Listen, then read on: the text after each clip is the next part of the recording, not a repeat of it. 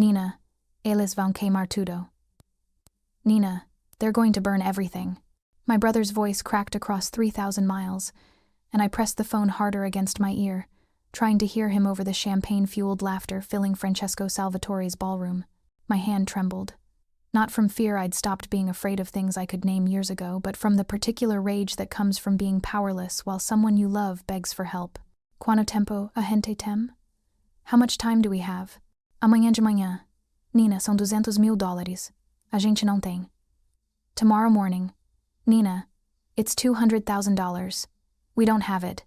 I turned toward the marble wall, away from the crowd, away from the woman in the Valentino gown who'd been trying to make small talk about Philadelphia's fall weather. The coolness of the stone bled through my borrowed dress knockoff Marchesa that my college roommate swore would pass inspection at events like this. Events where people donated more to look charitable than my family's entire warehouse was worth. E a mamãe? And Mom? Ela não sabe. O coração dela, Nina. She doesn't know. Her heart, Nina. Pois I know. Mom's cardiologist had been explicit. Another major stress event could kill her. The first one, watching Dad die from pancreatic cancer, had almost succeeded. Learning that the business Dad built, that Grandpa built before him, was about to burn because of Dad's debts, that would finish the job.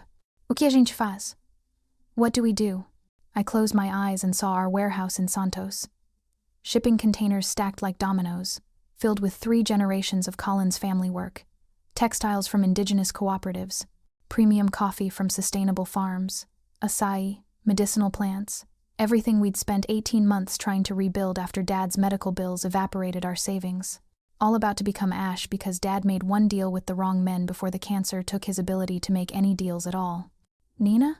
Eu ligo de volta. I'll call you back. I ended the call before Gabriel could hear the lie in my voice, that I had a plan, that I could fix this, that $200,000 would somehow materialize in the next 12 hours. Before we begin, click subscribe, like this video, and tell me in the comment section where you are watching from. Your support helps us bring more thrilling stories. And trust me, you won't want to miss them. Now, let's get into the story. Portuguese. The voice came from directly behind me. Close enough I could smell cedar cologne and something darker underneath it. Something expensive that probably had a name I couldn't pronounce. I turned. Francesco Salvatore stood 3 feet away, watching me with the focused intensity of someone who'd been listening to a conversation he shouldn't understand.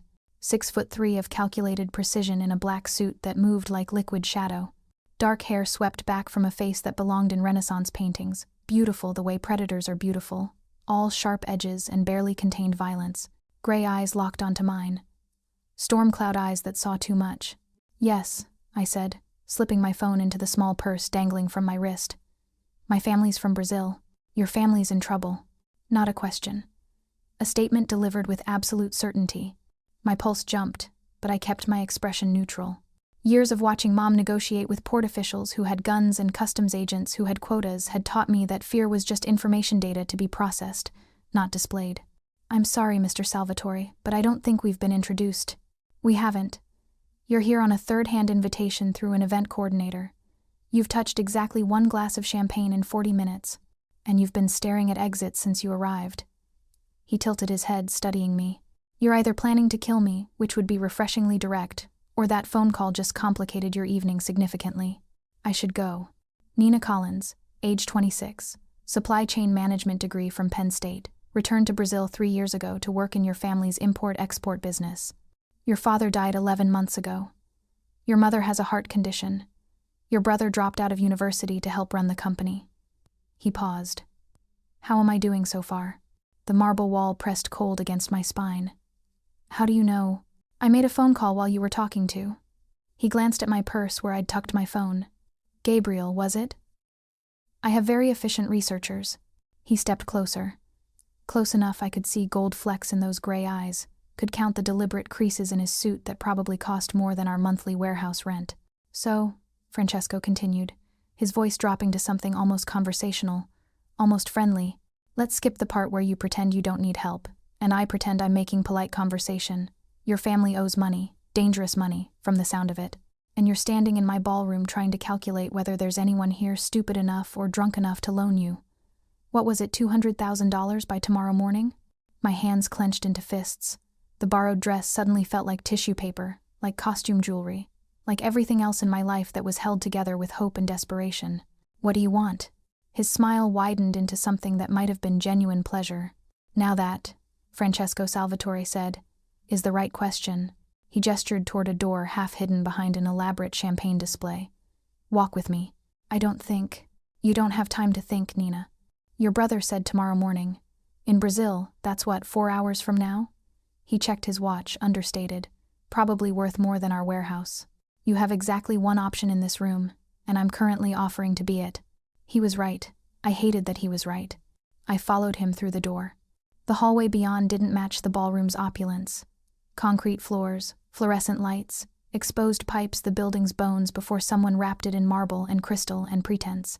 Where are we going? Somewhere honest. He didn't look back, just kept walking with the confidence of someone who knew every inch of his territory. I find it's easier to have certain conversations without an audience. We passed 2 men in suits standing at military attention. They didn't acknowledge Francesco, didn't acknowledge me, just watched us pass with the blank focus of security cameras. Francesco pushed open another door. A small office. Surprisingly modest desk. 2 chairs, filing cabinets. 1 window overlooking Philadelphia's skyline. City lights spreading toward the Delaware River like spilled diamonds. He sat behind the desk, gestured to the chair opposite. I stayed standing. Sit. I prefer. I wasn't asking. His voice didn't rise, didn't harden. Somehow that made it worse. You came to my event. You're standing in my building.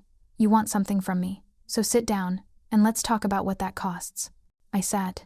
He opened a desk drawer, pulled out a leather folder, slid it across the desk. Open it. Inside. A single document on legal letterhead.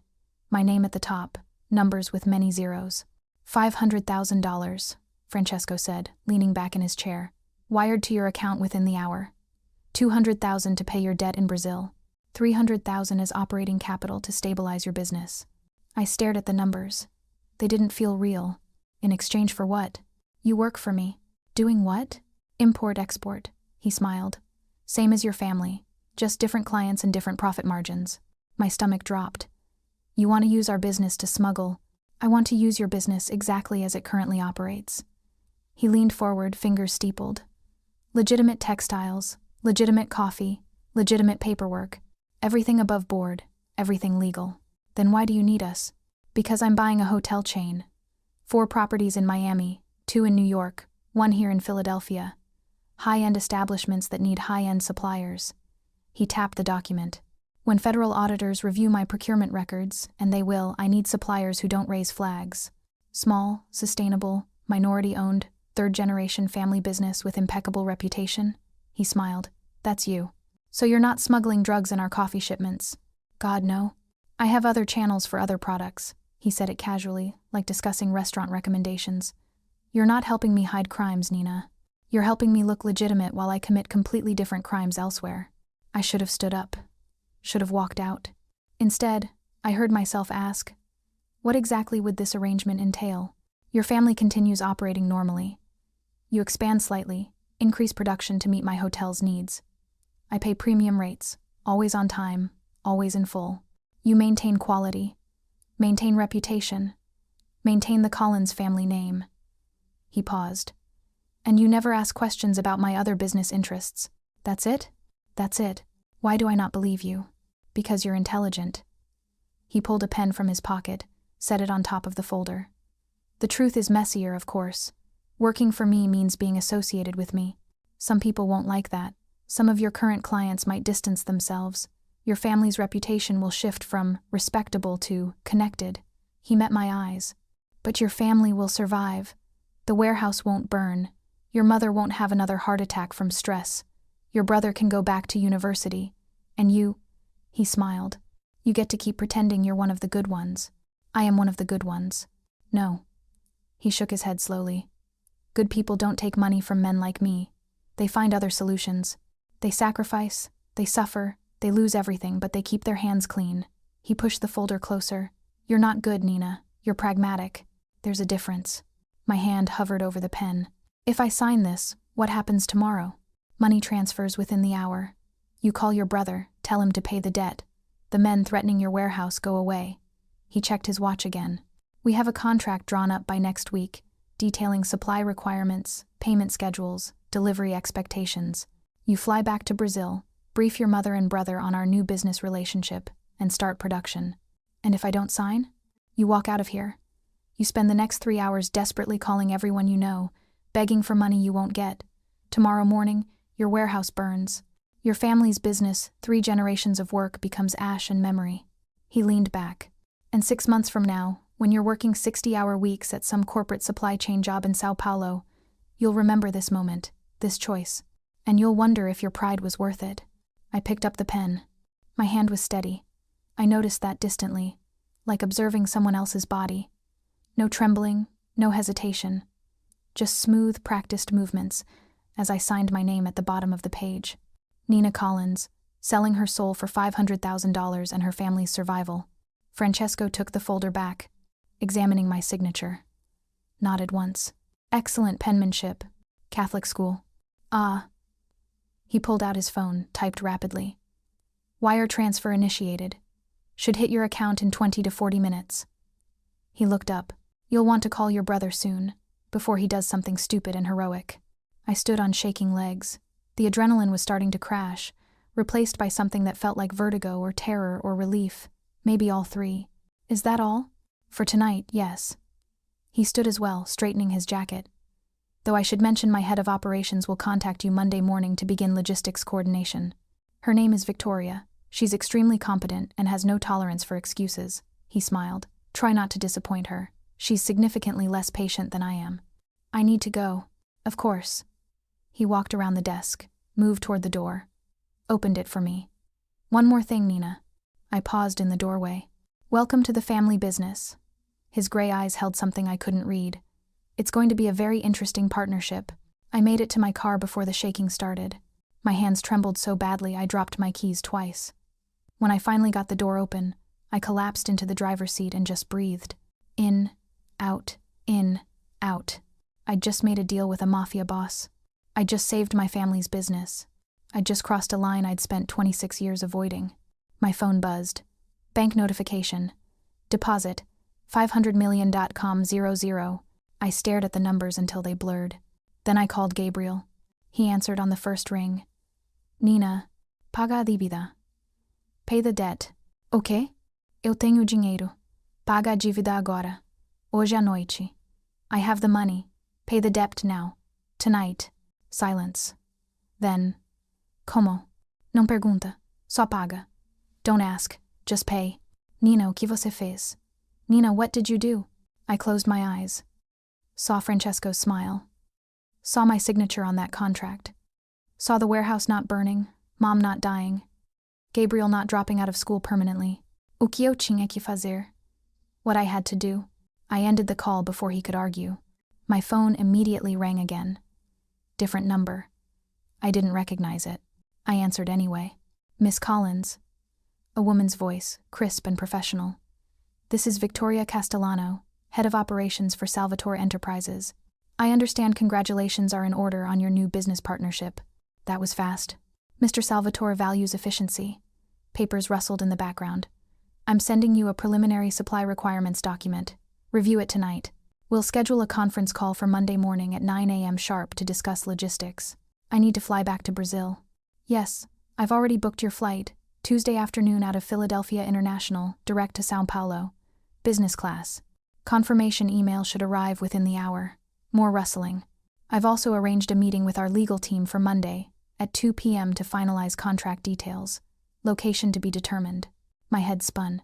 You've arranged all this in the last 15 minutes? 12 minutes, actually. Mr. Salvatore informed me of your situation at 9:43 p.m. Her tone softened slightly. I'm good at my job, Miss Collins, and part of my job is making sure our partners succeed. Your family's business matters to us now. That means it matters to me.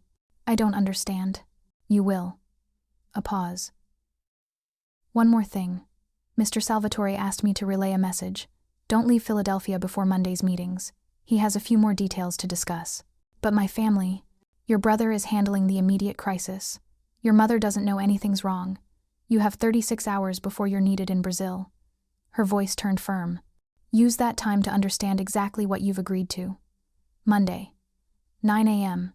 Don't be late. She hung up before I could respond. I sat in my car in the parking garage beneath Francesco Salvatore's event venue, watching my phone light up with confirmation emails, flight booking, hotel reservation, meeting schedules, legal documents. My entire life, reorganized in 12 minutes by a woman I'd never met, working for a man I'd known for less than an hour. I should have been terrified. Instead, I felt something worse. Relief. I didn't sleep that night. Couldn't. Every time I closed my eyes, I saw my signature on that contract, saw Francesco's smile, heard Victoria's crisp efficiency rearranging my life like furniture. At 3 a.m., I gave up on sleep and opened my laptop. Started with the obvious. Google. Francesco Salvatore turned up exactly what I expected. Charity events, business acquisitions, Philadelphia society pages showing him at gallery openings, restaurant launches, political fundraisers. In every photo, he looked the same perfectly tailored suits, that calculated smile, gray eyes that gave away nothing. The articles described him as a prominent businessman and local philanthropist, never specified what business, never questioned where the money came from. I dug deeper. Found a profile in Philadelphia magazine from 2 years ago, titled, "The New Face of Old Money, How Francesco Salvatore is Reimagining Family Legacy." I read it twice, taking notes. Father, Antonio Salvatore, dead 10 years. Suspected organized crime connections, never proven. Mother, died in childbirth, no siblings. Inherited family business interests at age 23. Now 31. Net worth, undisclosed, estimated between 50 and 200 million. The article quoted him, "My father believed in tradition. I believe in evolution. The world changes. Smart businesses change with it." Translation: Dad ran traditional mob operations. Son is modernizing, legitimizing, diversifying. I was part of that diversification now. My phone buzzed. Text from Gabriel. Paguei. Os caras foram embora. Nina, serio, o que você fez? Paiad. The guys left. Nina, seriously, what did you do? I typed back. Depois eu explico. Como está a mamãe? I'll explain later. How's mom? Dormindo. Ela não sabe de nada. Sleeping. She doesn't know anything. Bom, deixa assim. Good. Keep it that way. Nina, confia em mim. Trust me. I put my phone face down before he could respond with questions I couldn't answer. The hotel room was generic corporate beige walls, reproduction art, furniture that looked expensive but felt cheap. Victoria had booked it for me after I'd told her I couldn't go back to my apartment. Didn't explain why. Didn't mention that my apartment was 40 minutes away and I couldn't stomach the thought of being alone with my thoughts in a space that used to feel safe. She just said, "Understood. Sending booking confirmation now." I opened the email she'd sent. Supply requirements document. 32 pages of specifications. Textile types, coffee grades, delivery schedules, quality standards, all legitimate, all reasonable. All exactly the kind of contract a high-end hotel chain would negotiate with a supplier. Except buried on page 17, in a subsection about delivery protocols, quote, "Supplier agrees to maintain absolute discretion regarding client identity and business operations. Breach of confidentiality will result in immediate contract termination and associated penalties as outlined in Section 12.4. I flipped to Section 12.4. The penalties made my stomach drop. Not financial, though those were substantial, but specific clauses about reputational damage and business interference and third-party consequences. Translation: Talk about Francesco's real business, and he'll destroy you. And probably your family, too. I closed the laptop. Stood up. Walked to the window overlooking Philadelphia's pre-dawn streets. Delivery trucks making early runs. Street sweepers clearing last night's debris. The city cleaning itself before the respectable people woke up. I caught my reflection in the glass, still wearing the borrowed Marchesa dress, makeup smudged, hair falling out of its careful updo. I looked like exactly what I was, a woman who'd made a devil's bargain and was trying not to think about the price. My phone rang. Unknown number again. I answered. "Did I wake you?" Francesco's voice, casual, like we were old friends catching up. "I don't sleep much." "Neither do I. Insomnia or anxiety?" "Both." He laughed.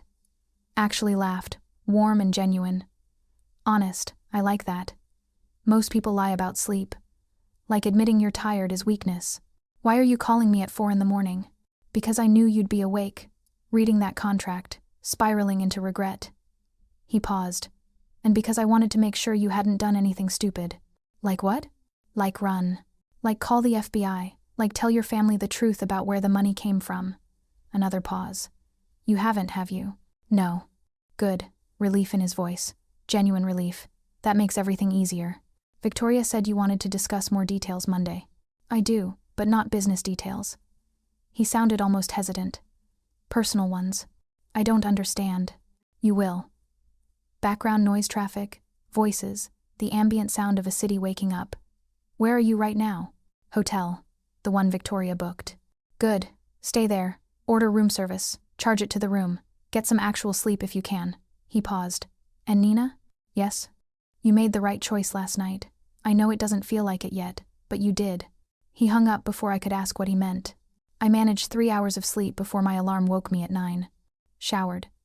Tried to wash away the feeling of being watched, of being owned, of having crossed a line I couldn't uncross. The water ran clear, but I still felt dirty. Room service arrived at 9:30. Coffee, eggs, fruit, pastries, enough food for 3 people, a note on the tray. Eat, you'll need your strength. V. Victoria, taking care of me like I was a project, a resource to be maintained. I ate mechanically, not tasting anything.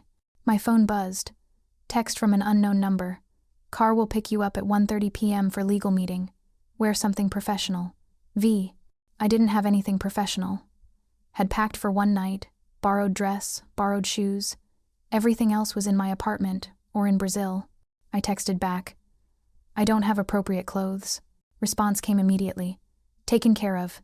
Boutique delivery arriving at 11 a.m. 3 options, all your size. Select one, charge to room. I stared at my phone. Victoria had my size. Had arranged boutique delivery on a Sunday morning. Had thought of everything before I'd even realized I needed it. These people were terrifyingly efficient. The boutique delivery arrived at exactly 11 a.m. 3 garment bags, shoe boxes, accessories. The attendant was a tiny woman with sharp eyes who looked me over like I was a puzzle to solve. Miss Collins? I'm Diane. Victoria sent me. She laid out the options on the bed. We have 3 looks, professional but not stuffy, sophisticated but not trying too hard, powerful but still feminine. Which resonates? I looked at the clothes. All designer labels I recognized from magazines. All probably cost more than I made in a month. I can't afford. Charged to Mr. Salvatore's account. She waved dismissively. Consider it a signing bonus. Now, which one? I pointed to the middle option. Charcoal pants, cream silk blouse, tailored blazer. The kind of outfit that said, competent professional, without screaming, trying too hard. Diane nodded approvingly. Excellent choice. That's the one I would have picked. Now, let me look at your hair. My hair is fine. Your hair is a disaster. She said it kindly but firmly. You slept in bobby pins. There's mascara in your hairline. And you've been pulling at it stress habit, I'm guessing. She pulled out a compact styling kit from her bag. 20 minutes. I'll fix it. I should have said no. Should have maintained some dignity, some independence. Instead, I sat in the hotel bathroom and let a stranger fix my appearance, because Victoria Castellano had determined I needed fixing. Diane worked in focused silence, combing, pinning, smoothing. When she finished, I looked, different, put together, professional, like someone who made smart decisions instead of desperate ones. There. She stepped back, examining her work. Now you look like someone Mr. Salvatore would choose to work with. What does that mean? It means you look competent, confident, and just expensive enough to be taken seriously. She packed her kit. Mr. Salvatore has exacting standards. For himself, for his operations, for his associates. She met my eyes in the mirror. You're an associate now. Act like it. She left before I could respond. I stood in the hotel bathroom, wearing clothes I couldn't afford, hairstyled by a woman I'd never met, preparing for a meeting about a contract that would tie me to a criminal enterprise. And I looked good. That was the worst part. I looked confident and competent and completely in control. I looked like I belonged in Francesco Salvatore's world. The car arrived at exactly 1:30 p.m. Black sedan, tinted windows, driver in a suit who held the door without speaking. We drove through Philadelphia's Sunday afternoon streets. Past families walking to brunch, couples holding hands, people living normal lives where their biggest concern was whether to get pancakes or waffles. I'd given up normal last night when I signed that contract. The car pulled up to a building in Old City, converted warehouse, exposed brick, the kind of place that screamed expensive loft conversion. The driver opened my door. "5th floor, they're expecting you." The elevator was vintage restored industrial cage that clunked and groaned as it ascended. I watched the floors tick by. 1, 2, 3, 4, 5. The doors opened. Francesco Salvatore stood in the hallway, leaning against the wall, scrolling through his phone. He looked up when the elevator opened, and something flickered across his face too fast to identify. "Nina, right on time." He pocketed his phone. "Good. Victoria hates lateness. Where are we?" "My place." He gestured down the hall. "Victoria uses my apartment for important meetings. More privacy than an office. And better coffee." "Your apartment?" "Yes." He started walking. "Don't worry, we're not alone. Victoria's here, plus my lawyer, plus a notary. Very professional, very boring." I followed him down the hall. He stopped at a door, produced a key, opened it. The apartment beyond wasn't what I expected. I'd imagined something flashy modern furniture, expensive art, floor-to-ceiling windows overlooking the city, the kind of place that screamed money.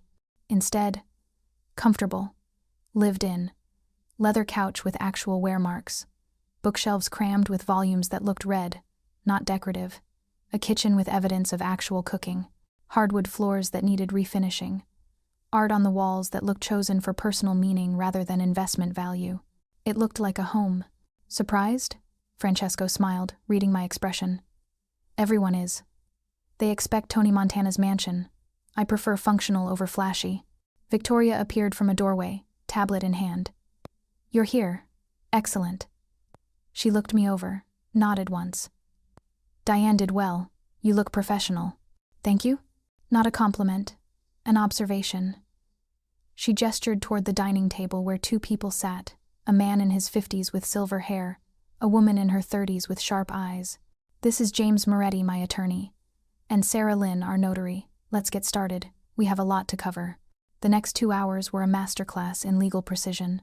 James walked through the contract line by line.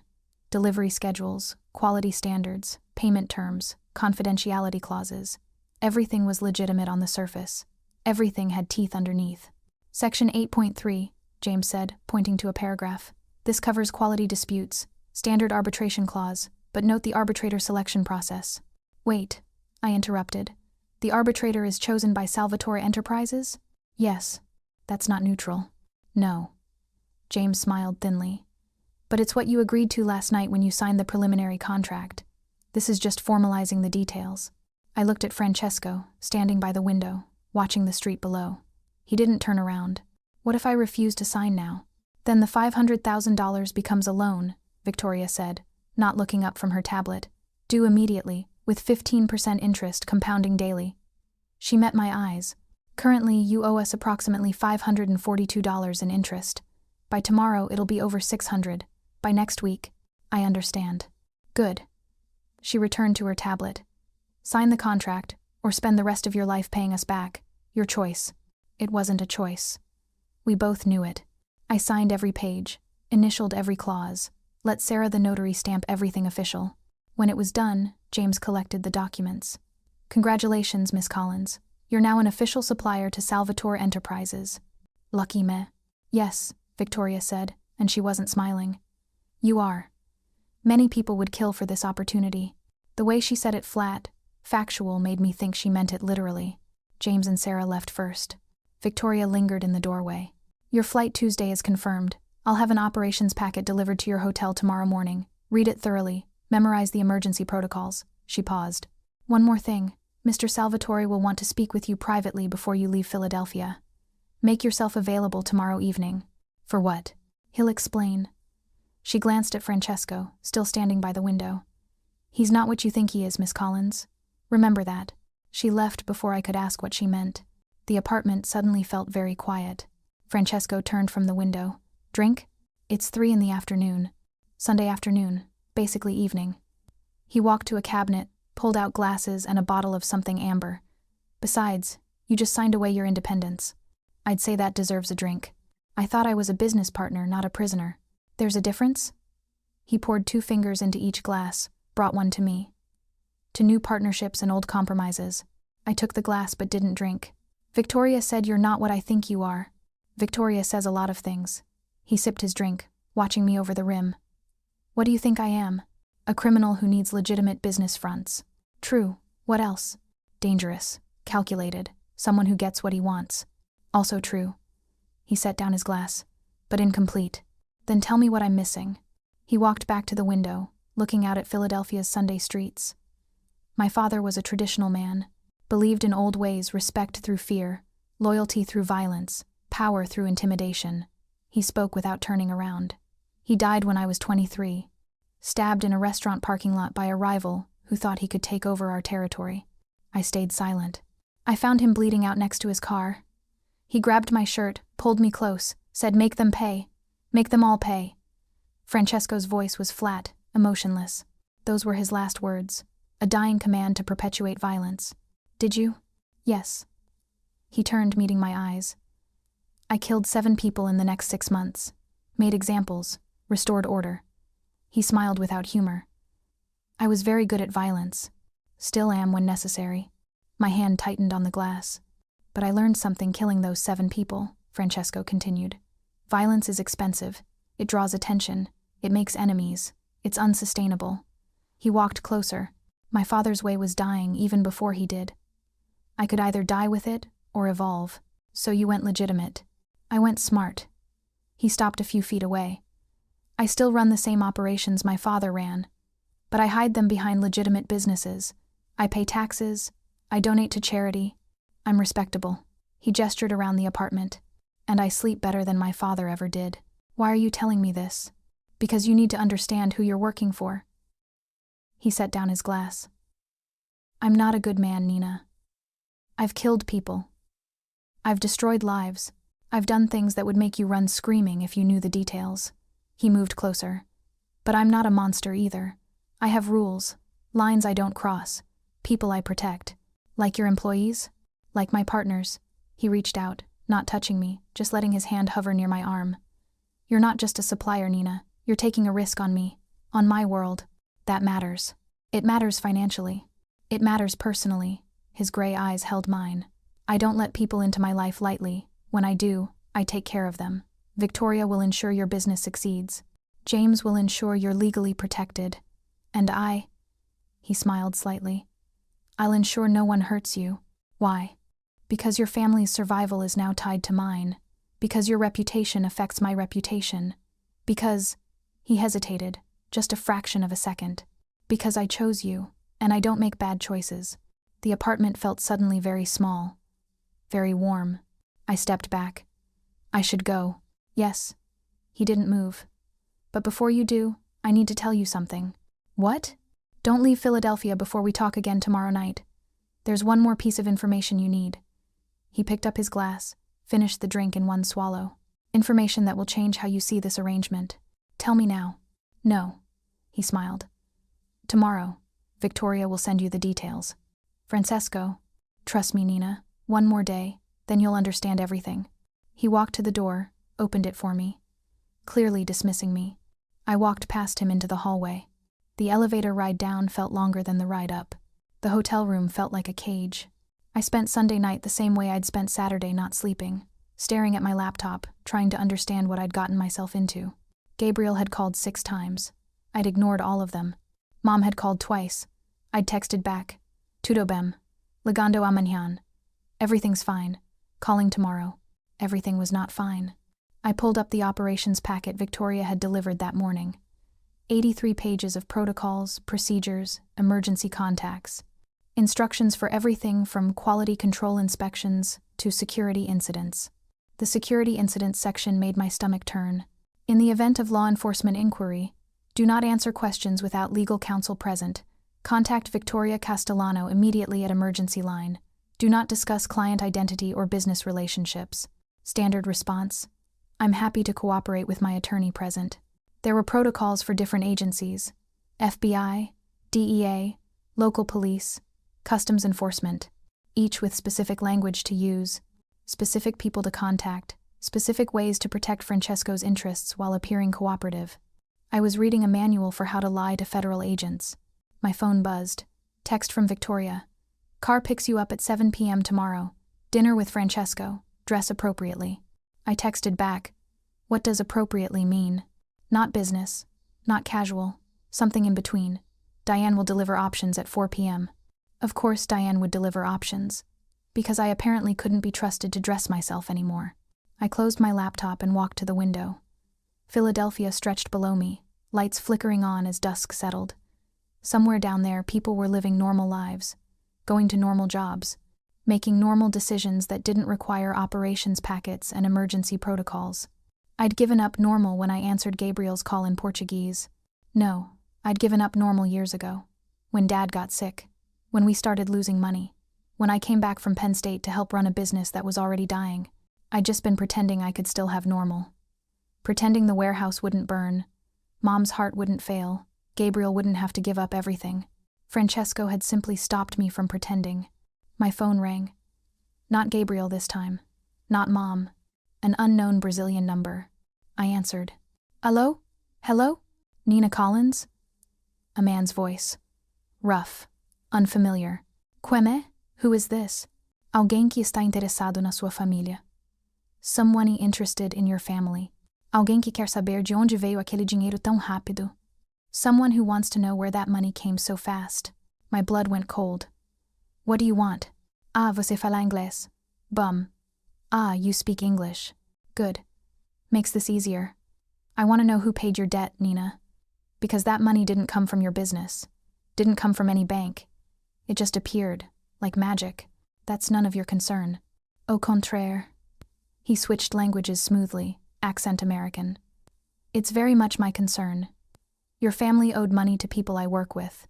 Then suddenly, miraculously, that debt disappears. Someone paid it, someone with serious resources. He paused. I want to know who. Go to hell. Already there, Querida. Already there, darling. But you're about to join me if you don't answer the question. Who? Paid. Your debt. I hung up. My hands were shaking. I called Gabriel immediately. He answered on the first ring. Nina, finalmente. Nina, finally. Alguém te ligou? Homem americano falando português? Did someone call you? American man, speaking Portuguese? Não, por quê? Se alguém ligar, não fala nada, não responde perguntas, desliga. If anyone calls, don't say anything. Don't answer questions. Hang up. Nina, você está me assustando. Nina, you're scaring me. Bom, você deveria estar assustado. Good, you should be scared. Isso não acabou. O dinheiro resolve uma parte, mas tem gente fazendo perguntas. This isn't over. The money solved one part, but people are asking questions. Que tipo de perguntas? O tipo que a gente não pode responder. The kind we can't answer. Silence. Then, Nina, de onde veio aquele dinheiro? Nina, where did that money come from? Não posso te contar. Nina, não posso. I can't. Mas tem uma coisa que você precisa fazer pra mim. But there's something you need to do for me. Ok. Pega a mamãe. Leva ela pra casa da tia Lucia. Hoje. Agora. Get Mom. Take her to Aunt Lucia's house. Today. Now. São 9 da noite. Eu sei que horas são. Pega ela e vai. I know what time it is. Get her and go. Inventa alguma história. Diz que você quer passar tempo com a família. Qualquer coisa. Mas tira ela de Santos. Make up a story. Say you want family time. Anything. But get her out of Santos. Por quanto tempo? Até eu falar que é seguro voltar. Until I say it's safe to come back. Nina, você está me assustando de verdade agora. Nina, you're really scaring me now. Então me escuta. Then listen to me. Pega a mamãe. Vai pra casa da tia. Não volta pra Santos até eu ligar. Get Mom. Go to Aunt's. Don't come back to Santos until I call. É o armazém. Contrata segurança. Armada. Hire security. Armed. Tem dinheiro suficiente agora. 2 guardas. 24 horas. Hoje. There's enough money now. 2 guards. 24 hours. Today. Jesus Cristo. Nina. Faz o que eu estou mandando. Do what I'm telling you. I hung up before he could argue more. My phone immediately rang again. The same unknown Brazilian number. I didn't answer. It rang 4 more times, then stopped. A text appeared. Your brother is at the warehouse right now, alone. Such a dangerous neighborhood at night. My vision tunneled. I called the emergency number from Victoria's operations packet. She answered on the second ring. What happened? Not a question. A statement. Someone called me, from Brazil, asking where the money came from. American accent, speaks Portuguese. Now he's threatening my brother. When did he call? 5 minutes ago. What did he say exactly? I repeated the conversation, word for word. Victoria was silent for 10 seconds. Then, don't leave your hotel room. Don't answer your phone unless it's me or Francesco. I'm handling this. Handling it how? She hung up. I stood in my hotel room, phone in my shaking hand, and tried to calculate how fast someone could get to Gabriel. The warehouse was 20 minutes from our house. If Gabriel left now, my phone rang. Francesco.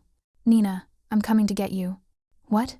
Victoria briefed me. Someone's making moves on your family. I need you somewhere secure while we handle it. His voice was sharp, focused. The casual warmth from yesterday completely gone. Pack your things. 5 minutes. I need to call Gabriel. Already done. Victoria's people in Sao Paulo are en route to the warehouse. They'll escort your brother to your aunt's house, pick up your mother, keep everyone safe until this is resolved. Victoria's people, in Sao Paulo. I have associates worldwide, Nina. Did you think I only operated in Philadelphia? He paused. 5 minutes, be ready. He hung up. I stood frozen for 30 seconds, processing. Francesco had people in Sao Paulo. Already. Moving already. How long had he been planning this? I threw clothes into my bag. Laptop, phone charger, the operations packet. Moved on autopilot, military efficiency overriding panic. My phone buzzed. Text from an unknown number different from the Brazilian caller. A photo. Gabriel, leaving the warehouse. Clear image, professional quality. Taken tonight, maybe 20 minutes ago. Below the photo, your brother looks just like your father. Same build, same walk, same weak spot in his defenses. Then another photo. Mom, visible through her kitchen window. Washing dishes, unaware she was being photographed. Your mother's heart is already fragile. How much stress do you think it can take? I was going to be sick. Another text. You brought Francesco Salvatore into your life. Now everyone you love is exposed. Was the money worth it? Knock on my door. 3 sharp raps. I grabbed my bag, checked the peephole. Francesco. Standing with the hotel hallway behind him, looking like he was carved from stone. I opened the door. He took one look at my face, then at the phone in my hand. Show me. I handed him my phone. He scrolled through the messages, jaw tightening with each image. When he finished, he made a call. Victoria. They have surveillance on both the brother and the mother. Professional quality, real-time updates. He listened. Yes, do that. Now. He hung up, looked at me. Let's go. Where? Somewhere safe while my people clean up this mess. This is my mess. No. He took my bag from my shoulder, slinging it over his own. This is my mess. Someone found out about our arrangement. They're using your family as leverage. That makes it my problem. Who are they? I don't know yet. He gestured toward the elevator. But I will. And when I do, they'll regret making this personal. The way he said it flat, factual, like discussing weather made me believe him completely. We took the elevator down to the parking garage. Not to a car, to a black SUV with tinted windows and a driver who looked like he ate bullets for breakfast. Francesco opened the back door, helped me in, slid in beside me. The SUV pulled out before my door fully closed. Where are we going? I asked again. My house. Your apartment? No, my actual house. Outside the city, more secure. He was typing rapidly on his phone. Victoria's team in Sao Paulo will reach your brother in approximately 8 minutes. Your mother will be collected immediately after. Both will be taken to a secure location and kept there until we identify who's making these threats. You have a secure location in Sao Paulo. I have secure locations in 17 cities. He looked up from his phone. Nina, I told you yesterday I take care of my people. That includes you now. That includes your family. I didn't want this. Yes, you did. Not cruel, just honest. You wanted your family safe. You wanted the warehouse protected. You wanted your mother's health preserved. He pocketed his phone. You got all of that. This is the cost. People threatening my family is the cost? No. People noticing you're connected to me is the cost. The threats are just stupid people not understanding who they're dealing with. His gray eyes held mine. They'll learn. The SUV accelerated onto the highway, heading west out of Philadelphia. My phone buzzed. Text from Victoria. São Paulo team has Gabriel. He's secure. Mother extraction in progress. Both will be at safe house within 30 minutes. I slumped back against the leather seat. How do you have this kind of operation? I've been building it for 8 years. Francesco pulled out a tablet from a compartment in the door, started scrolling. After my father died, I realized the old ways didn't work. Territory wars, street violence, direct intimidation, it's all obsolete. Modern organized crime requires modern infrastructure. This isn't crime, this is a corporation. What's the difference? He smiled slightly. Both require logistics, human resources, quality control. I just operate outside legal frameworks. He turned the tablet toward me. These are the people monitoring your family right now. The screen showed live feeds. 4 different angles. Gabriel, sitting in a car with 2 large men, looking confused but unharmed. Mom, being helped into a different car by a woman who was speaking to her gently. Mom looked bewildered. The warehouse, now with 2 armed guards visible at the entrance. Our house, with a car parked across the street, watching. Who are these people? I asked. Associates, Victoria's network, people I trust with important operations. He swiped to another screen. The guards at your warehouse are former military. The people with your family are vetted professionals who know how to handle civilians gently. And the surveillance on your house will help us identify who's behind the threats. You're using my family as bait. I'm using your family's safety to draw out people stupid enough to threaten them. He closed the tablet. There's a difference. The SUV exited the highway, turning onto smaller roads. Trees thickened around us. Houses grew farther apart. How far is your house? 40 minutes from the city. Far enough for privacy, close enough for business. He glanced at me. You'll have your own room. Full security. Victoria will brief you on protocols when we arrive. Victoria's going to be there? Victoria lives there, in the guest house. He said it casually. She's head of operations. That means she needs to be accessible. She lives with you. On my property, different building. He smiled. We're not involved, if that's what you're wondering. Victoria is extremely competent and absolutely terrifying. 2 qualities I admire but don't want to date. Despite everything, I almost laughed. The SUV turned onto a private drive. Trees gave way to manicured lawn, then to a house that looked like it had been transplanted from Europe, stone facade, slate roof, tall windows glowing warm against the dark. Not a mansion, a house. Large but not ostentatious. The kind of place that whispered money instead of screaming it. The SUV pulled into a circular drive.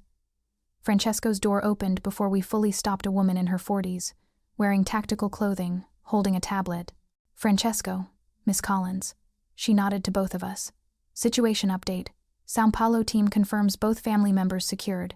Mother was told there were credible threats related to the previous debt situation, and you arranged protection. She's concerned but cooperative. Brother is demanding to speak with you. Put him through to my office line in 10 minutes, Francesco said, after Nina settled. The woman nodded and walked toward a smaller building adjacent to the main house. That's Victoria? I asked. No, that's Rachel, head of security. Francesco helped me out of the SUV. Victoria's inside, probably reorganizing my entire schedule to account for this situation. He wasn't wrong. We entered through massive wooden doors into a foyer that managed to be both impressive and welcoming. Victoria stood at a table covered in tablets, phones, and paper maps, orchestrating multiple operations simultaneously. Tell them to maintain visual contact, but don't engage. Just identification. Photos, license plates, any distinguishing features. She looked up as we entered. Nina, glad you're here. Francesco, we have a problem. Of course we do. The people surveilling the Collins family aren't local muscle. Equipment's too expensive. Tradecraft's too clean. She slid a tablet toward him. These are professionals. Francesco studied the screen. His jaw tightened. Federal? Maybe. Or corporate. Or another family making moves. She glanced at me. Someone with resources decided your partnership is interesting. Who knows about the contract? I asked. Us. My legal team. The notary. Victoria counted on her fingers. All people who understand that talking means dying, so the leak didn't come from our side. Then how? Someone was already watching Francesco, Victoria said bluntly. Has been for a while, probably. Saw him take an unusual interest in you at the gala. Traced your connection, did their research. Now they're poking to see what happens. Who? Victoria and Francesco exchanged a look. That, Francesco said carefully, is what we're going to find out.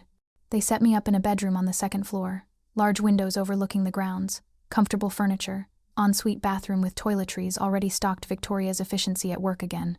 It felt like a very luxurious prison. I called Gabriel as soon as Francesco gave me clearance. He answered immediately. Nina, o que está acontecendo? Nina, what's happening? Você está seguro? Are you safe? Sim, mas esses homens, Nina, quem são eles? Yes, but these men, Nina, who are they? Segurança privada. Private security. Tem gente fazendo ameaças. Vão ficar com você e a mamãe até a situação estar resolvida. People are making threats.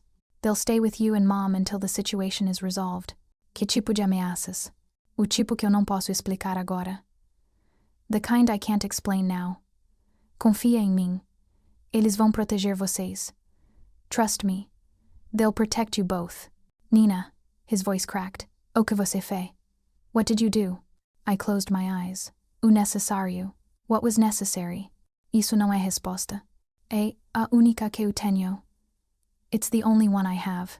After I hung up, I sat on the edge of the bed and tried to remember what my life felt like 72 hours ago. Before the gala, before Francesco, before I traded my family's independence for their survival. I couldn't remember. It felt like years ago instead of days. Knock on my door. 3 gentle raps. Come in. Francesco entered, carrying a tray. Food, soup, bread, fruit, coffee in a real ceramic mug. Victoria said you haven't eaten since this morning. He set the tray on the desk. Can't have you collapsing. Bad for business. Is that all I am? Business? No. He sat in the chair by the window. You're significantly more complicated than business. What does that mean? It means I've spent the last 3 hours trying to figure out who's threatening your family and why, when I should be focused on a dozen other problems. It means Victoria's entire São Paulo operation is now dedicated to protecting 2 people I've never met. It means I'm sitting in your room at midnight because I want to make sure you're okay instead of managing this crisis remotely like I normally would. He ran a hand through his hair. You're complicated. I didn't ask for any of this. Yes, you did. You asked me to save your family. I'm doing that. He met my eyes. But somewhere between Saturday night and now, this stopped being just a transaction. For both of us. My pulse jumped. What are you saying? I'm saying you were supposed to be a simple business arrangement. A legitimate supplier to clean up my procurement records. Low risk, high reward, emotionally uncomplicated. He stood, walked to the window. Instead, you've become something I actually care about protecting, not just because it's good business, because it's you. You don't know me.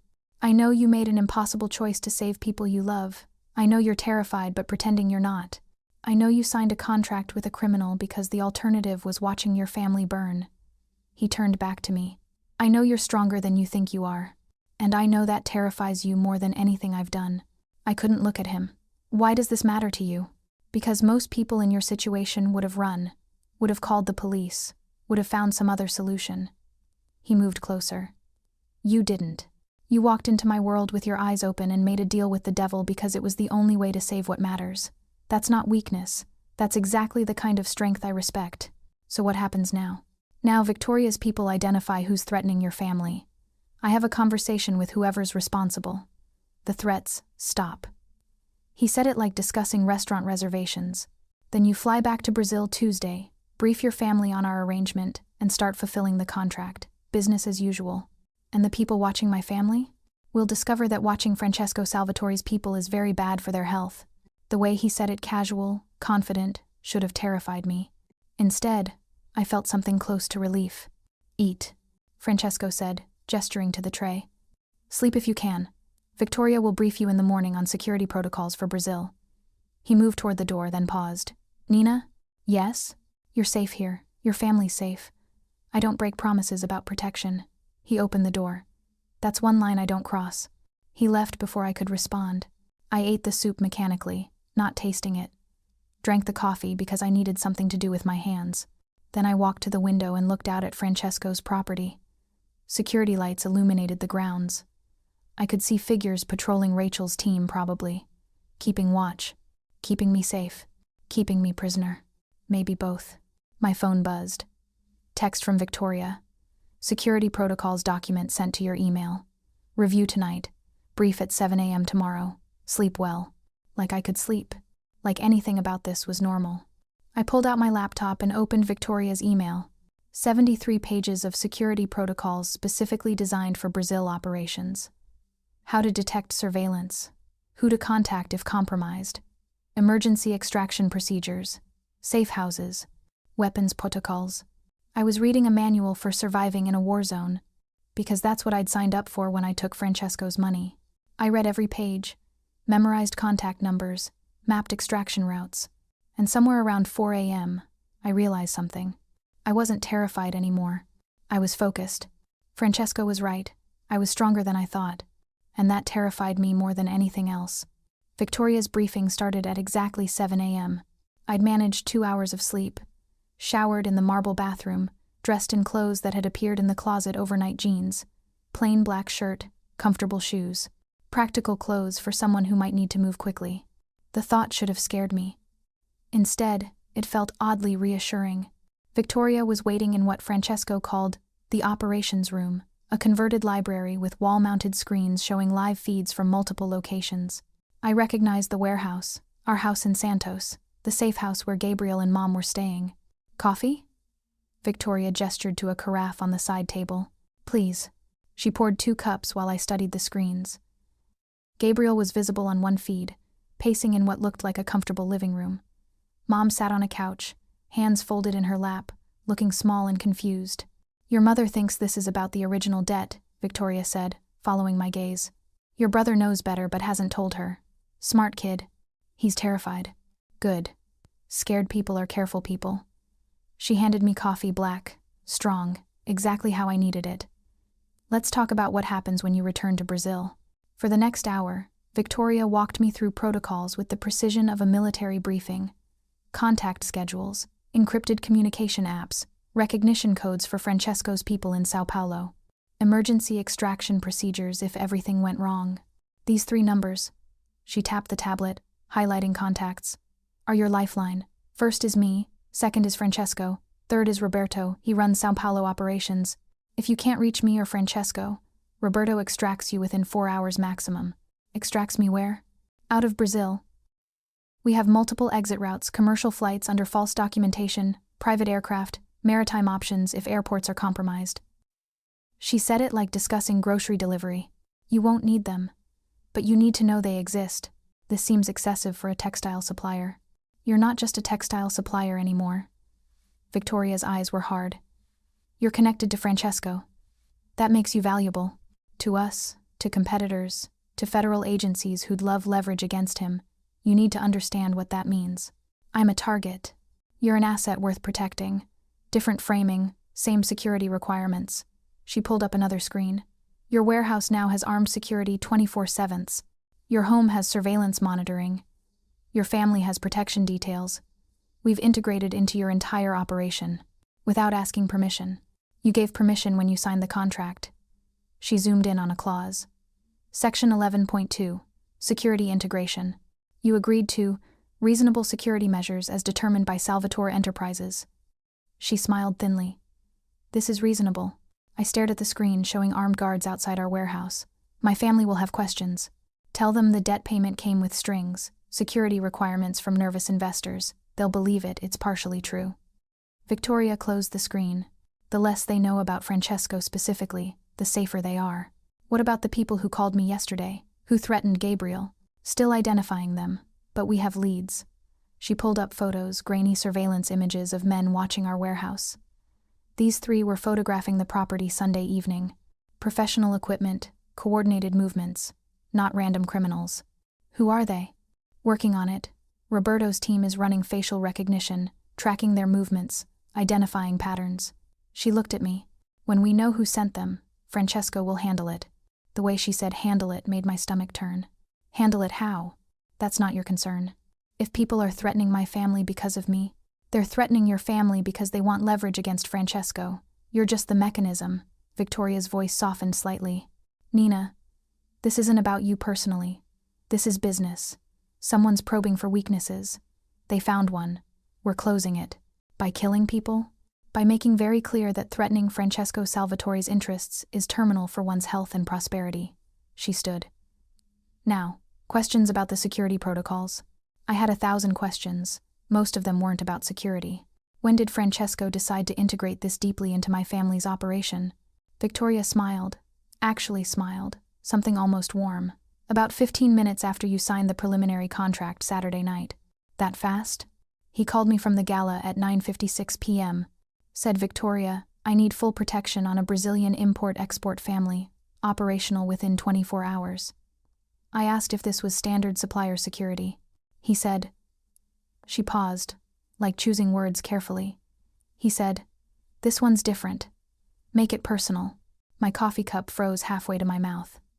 Personal? Francesco doesn't use that word lightly.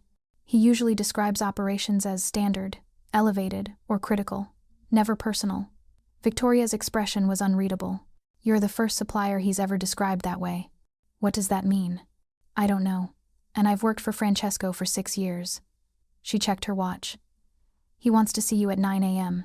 His study, 2nd floor, east wing. Don't be late. She left before I could ask more questions. I sat in the operations room, surrounded by screens showing my family's life under surveillance, and tried to understand what was happening. Francesco Salvatore, mob boss, criminal, dangerous man, had integrated himself into my family's survival within hours of meeting me. Had arranged protection in another country, before I even understood I needed it. Had called it personal. I was either the luckiest person alive, or the most doomed. Probably both. Francesco's study was exactly what I expected. Floor-to-ceiling bookshelves, leather furniture, a desk that looked older than the house. What I didn't expect was Francesco himself, sitting on the floor surrounded by papers, hair disheveled, reading glasses perched on his nose. He looked up when I knocked. Nina, come in. Ignore the chaos. What is all this? Background on everyone who might want to threaten you to get to me. He gestured at the papers. I've narrowed it to 17 possibilities. Victoria thinks it's 12. We're reconciling our lists. I stepped over stacks of documents. This seems excessive. Someone photographed your mother through her kitchen window. His voice was flat. Excessive would be burning down their organization tonight. This is restraint. I sat in the chair across from his paper chaos. Victoria said you called this personal Saturday night. He looked up sharply. She told you that? Yes. Victoria talks too much. But he was smiling slightly. Though she's not wrong. Why is this personal for you? Francesco set down the document he'd been reading, removed his glasses. Without them, he looked younger, more human. My mother died when I was born. Complications from delivery. My father raised me alone, or rather, his organization raised me while he worked. He stared at the papers between us. I spent my childhood in safe houses, protected, isolated, never allowed to have normal friendships or relationships because I was Antonio Salvatore's son. Everything was a potential threat. That sounds lonely. It was suffocating. He picked up his coffee cup, found it empty, set it down. When I took over after he died, I swore I'd never live that way. Never be that paranoid, that isolated. I'd be smart instead of scared. But turns out fear and intelligence aren't mutually exclusive. He smiled without humor. I'm still isolated, still protected, still treating everyone as potential threats. I just hide it better than my father did. So why let me in? Because you didn't ask to be let in. You needed help. I provided it. Transaction complete. He ran a hand through his hair. Except somewhere between signing that contract and watching you read security protocols like a soldier preparing for deployment, I realized you remind me of someone. Who? Me, 23 years old, inheriting impossible responsibilities, trying to protect people who don't understand the dangers they're in. He met my eyes. You're doing for your family what I did for my father's organization, except you're doing it without violence, without cruelty. You're just trying. And that matters to you? It matters that you haven't lost yourself yet. Most people in our position do. They become the role. Forget who they were before. He gestured at the papers. I don't want that to happen to you. Why do you care? I don't know. He said it like admitting a weakness. But I do. Which is why these 17 people who might be threatening your family are about to have very bad weeks. A phone rang, not Francesco's cell, but an old-fashioned desk phone. He answered. Yes? Listened. When? More listening. His expression hardened. Understood. I'm coming down. He hung up, stood in one fluid motion. What happened? Victoria identified the people surveilling your family. He was already moving toward the door. "You should come with me." I followed him down to the operations room. Victoria was there with Rachel and 3 people I didn't recognize. 2 men, 1 woman, all looking like they could kill efficiently and had. The screens now showed different images. Not surveillance of my family, surveillance of other people.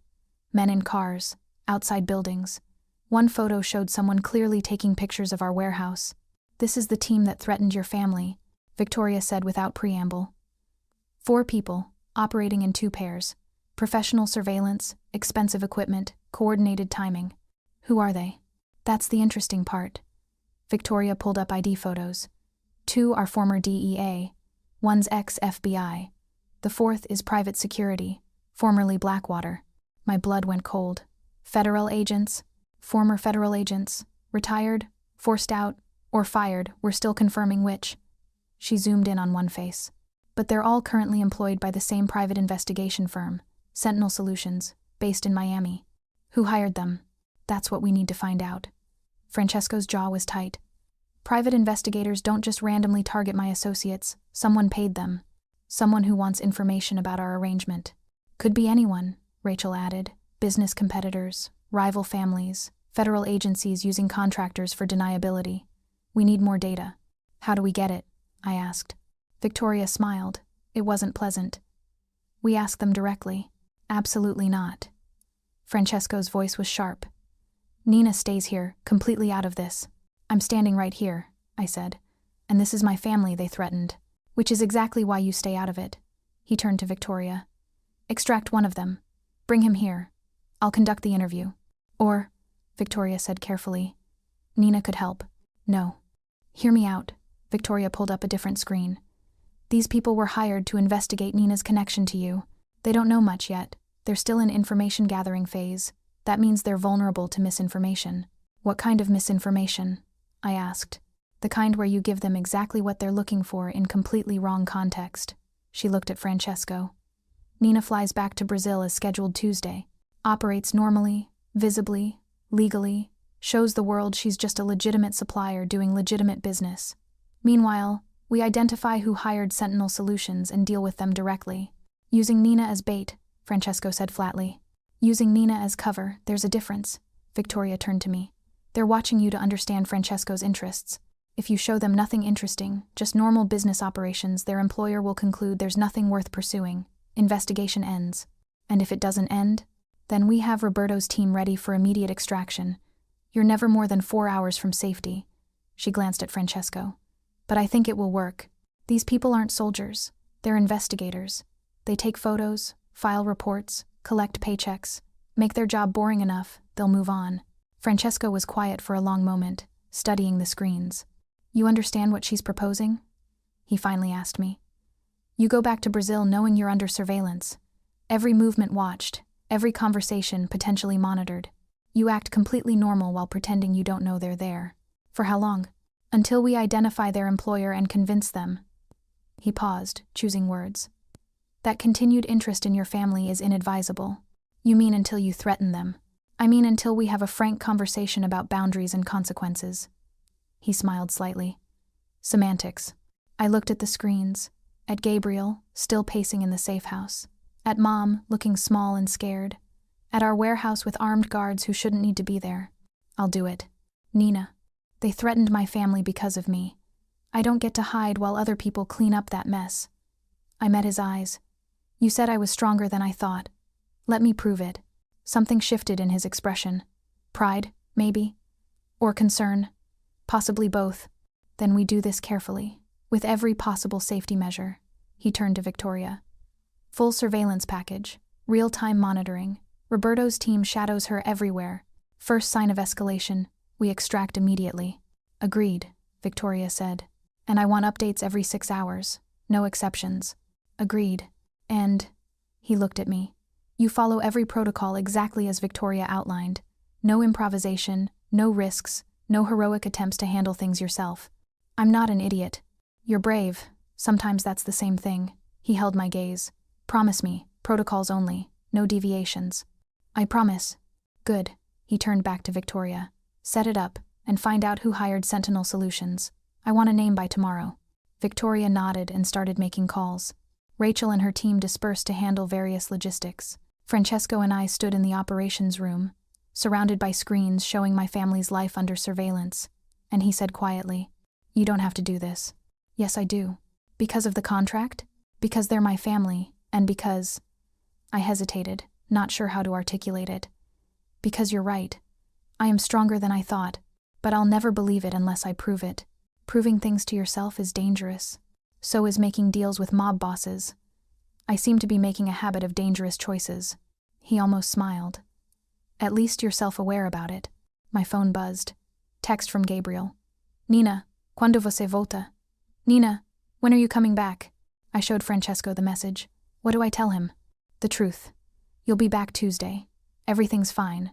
The security situation is resolved." He paused. "It's not entirely a lie. By Tuesday we'll have identified the threat. Whether it's resolved depends on how cooperative they are." I texted Gabriel back. "Terça-feira. Tudo bem. Segurança está resolvida. Tuesday. Everything's fine. Security is resolved." His response came immediately. "Tem certeza? Are you sure?" "Sim. Confia em mim." "Yes. Trust me."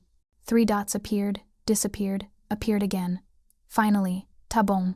Mas Nina, quando você voltar, a gente precisa conversar. De verdade. Okay.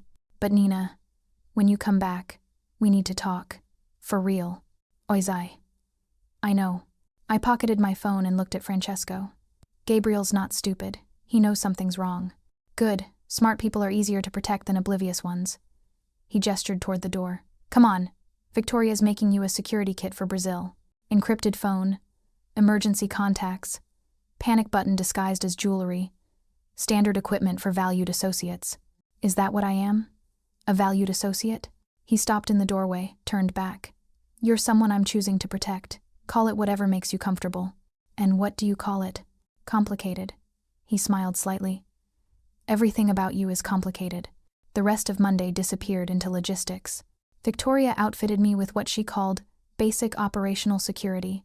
A phone with encrypted messaging apps, a bracelet that was actually a GPS tracker and panic button, contact lenses with tiny cameras for emergency documentation. "You won't need the cameras," she assured me while showing me how to activate them. "But if you do need them, you'll be very glad you have them." Rachel briefed me on recognition signals for Roberto's team. "They'll be near you constantly, but you won't always see them. If you need to signal distress without being obvious, touch your left ear twice, then your right once. They'll move in within 30 seconds. And if I can't signal, then they'll notice behavioral changes. They're trained to spot stress indicators, breathing patterns, micro-expressions, body language." She demonstrated on a tablet, showing various stress signals. "You don't need to communicate. We'll see it."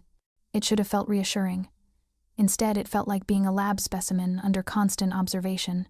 Francesco appeared around 4 p.m. with a leather folder. "Your updated contract. James revised it based on this week's developments." He set it on the table. All the original terms, plus 3 new sections. I opened it. The additions were extensive. Section 15.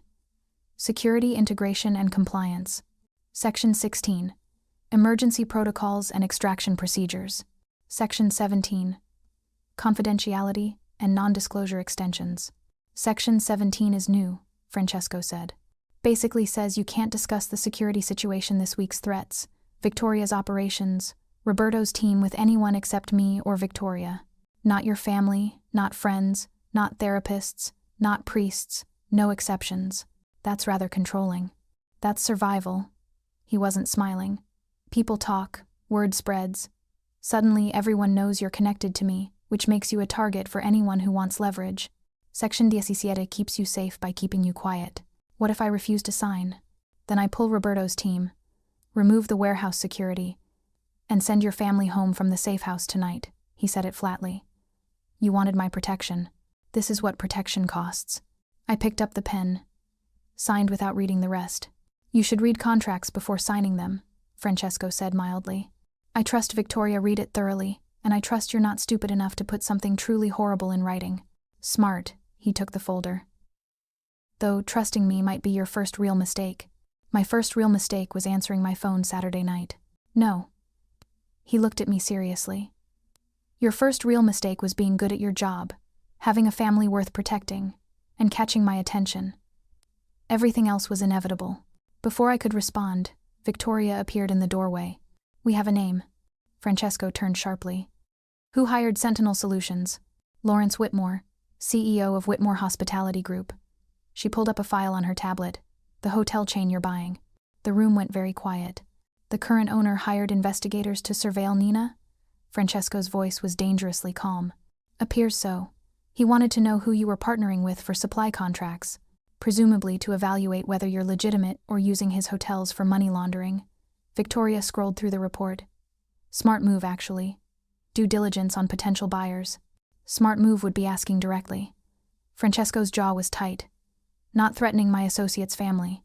To be fair, his investigators went rogue.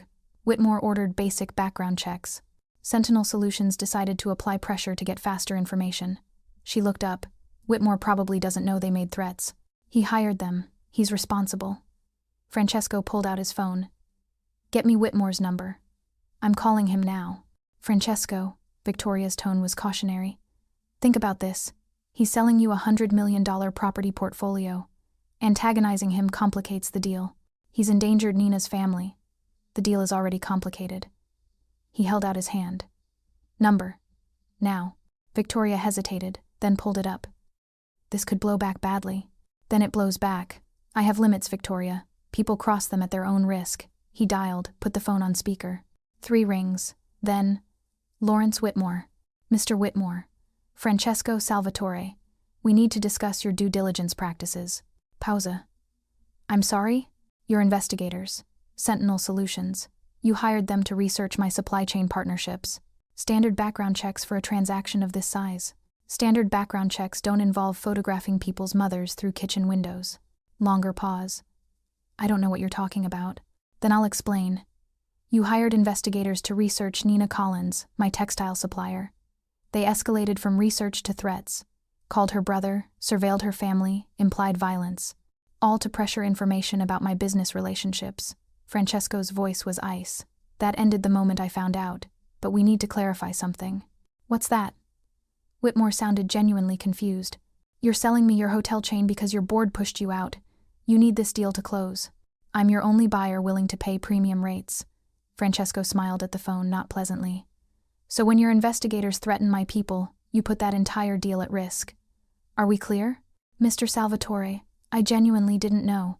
"I don't care what you knew. I care what you do next. You call Sentinel Solutions. Tell them the investigation is over. You apologize to me for your contractor's overreach, and you give me a 10% discount on the final sale price for my inconvenience." 10% is $12 million. 12.7 million, actually. I did the math. Francesco's voice didn't change. "Consider it an apology, an insurance that your investigators never approach my associates again." Silence on the line. Then, "You're threatening me." "No. I'm clarifying consequences. Threatening would be what happens if you refuse." He glanced at Victoria, who was already typing. "Victoria's sending you a file. Photos of your investigators surveilling my associate's family. Timestamps, locations, equipment specifications, everything admissible in court if we decide to pursue civil action for stalking and harassment." "You're bluffing." "I don't bluff, Mr. Whitmore. I solve problems." He paused. "Are you a problem, or are you cooperating?" Another long silence. Then, "I'll call Sentinel Solutions. The investigation ends today." "And the discount?" 8%. 10. 8 is reasonable. 10 is what I'm asking. You're not in a position to negotiate." Whitmore exhaled slowly. "Fine. 10%. Deal closes as scheduled, just adjusted pricing." "Excellent. Your attorneys will receive revised contracts by morning." Francesco smiled. "Pleasure doing business, Mr. Whitmore. I look forward to our continued partnership." He hung up before Whitmore could respond. Victoria was staring at him. "You just reduced your purchase price by $12 million. I just made clear that threatening my people is expensive." He pocketed his phone. "Word will spread. Whitmore will tell his lawyers, his board, his colleagues. They'll tell other people. Within a week, everyone who matters will know. Francesco Salvatore protects his associates aggressively, and consequences are substantial." "You used me to send a message," I said quietly. "I used your situation to establish boundaries. There's a difference." He looked at me. "But yes, every move I make is strategic, even protection." Especially protection, Victoria added. Francesco doesn't do anything that doesn't serve multiple purposes. So what purpose does protecting me serve, beyond clean supplier relationships? Francesco and Victoria exchanged a look. That, Francesco said carefully, is what we're still figuring out. That night I couldn't sleep again. Stood at the window of my room in Francesco's house, watching security patrols move across the grounds, and tried to process everything that had happened in 96 hours. Saturday night. Answered a phone call in Portuguese. Made a deal with a criminal. Sunday.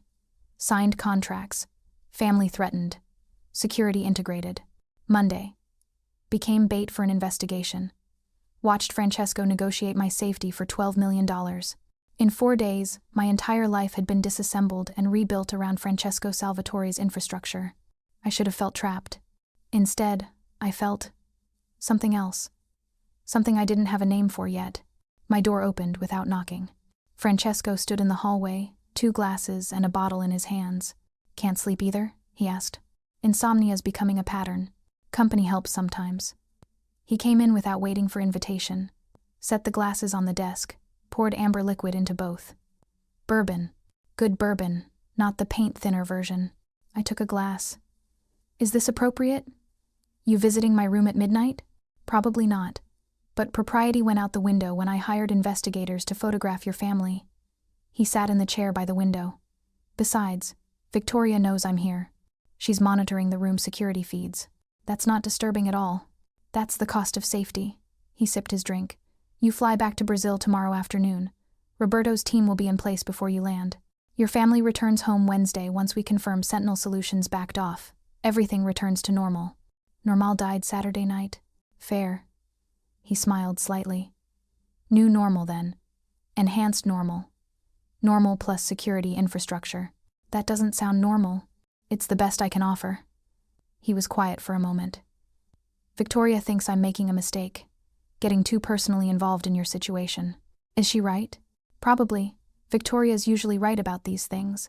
She's been telling me for years that caring about people is operationally inefficient." He stared into his glass. "But I'm finding I care anyway." "Why?" "Because you walked into my world without pretense. Didn't try to manipulate.